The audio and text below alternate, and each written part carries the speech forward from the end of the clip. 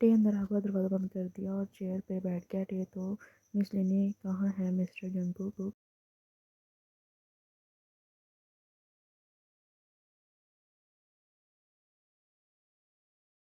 لینی اگر مجھے پتا ہوتا تو میں آپ کو یہاں آنے کی زحمت نہ دیتی۔ میں تو 2 دن سے اپنے والدین کے گھر گئی ہوئی تھی۔ جنگکوک کام کی وجہ سے جا نہ سکے۔ کل میں واپس آئی ہوں تو شام کو 6 بجے تھے، تو تب تک واپس آ جانا چاہیے تھا جنگکوک کو۔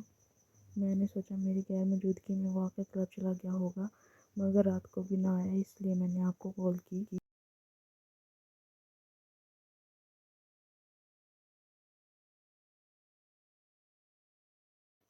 ٹے نے لینی کو بتایا کہ کیسے جنگکوک نے 2 قتل کر دیے ہیں، لیکن لینی کو یقین نہ آیا۔